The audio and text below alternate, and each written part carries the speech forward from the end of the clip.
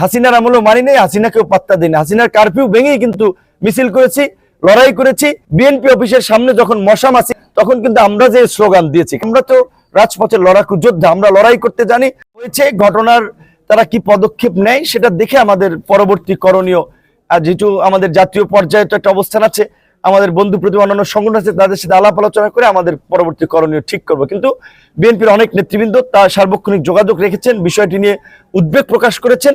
So আশা করি যে তারা হাসান মামুনের এই উচ্ছৃঙ্খল কর্মকাণ্ডের বিষয়ে একটা কার্যকর পদক্ষেপ নেবেন। না এখন আজকে 144 যারা দেখেন, সত্যিকার অর্থে কি গতকালকে তো সারা রাত্র অবরুদ্ধই ছিলাম।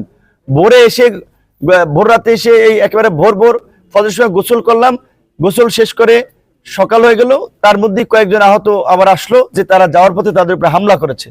তো সকালবেলা একটু ঘুমিয়েছি, ঘুমিয়ে থেকে উঠে শুনি যে 144 যারা জারি করেছে। তো এটা বোধহয় আপনার ডিসির শয়তানি, 144 যারা জারি। টানা সপ্তমবারের মতো বেস্ট টিস্যু পেপার ব্র্যান্ড হিসেবে স্বীকৃতি পেয়েছে বসুন্ধরা টিস্যু। ঠিক আছে, তারপর আমরা প্রথম দিন ওকে, আমরা আইনের প্রতি শ্রদ্ধাশীল, আমরা এটা মেনে নিচ্ছি। কিন্তু আমি তো এলাকায় প্রত্যেক মাসে মাসে আসি না, আমাদের ওই বেহুদা সময় নাই। তো আমরা সারা দেশ নিয়ে কাজ করি, আমাদের তো অনেক কর্মব্যস্ততা আছে, জাতীয় পর্যায়ে অনেক কাজ আছে। সেটা ঈদের সময় এসেছি, এখানে আমার কিছু কর্মকাণ্ড তো থাকবে।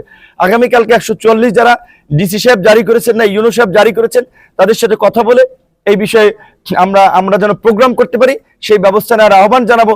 যদি তারা সেটা না নেয়, মানে হাসান মামুন অবরুদ্ধ করে আমাদেরকে নিবৃত্ত করেছিল, আর এই হাসান মামুন পন্থী প্রশাসন যদি 144 যারা জারি করে আমাদের রাজনৈতিক কর্মকাণ্ড বন্ধ করতে চায়, ওইটা তো আমরা মানবো না। হাসিনার আমলেও মানি নেই, হাসিনাকেও পাত্তা দিই না। হাসিনার কারফিউ ভেঙেই কিন্তু মিছিল করেছি, লড়াই করেছি। বিএনপি অফিসের সামনে যখন মশা মাছি তখন কিন্তু আমরা যে স্লোগান দিয়েছি, আমরা তো রাজপথের লড়াকু যোদ্ধা, আমরা লড়াই করতে জানি, লড়াইয়ের মাধ্যমে বিজয় ছিনিয়ে আনতে জানি।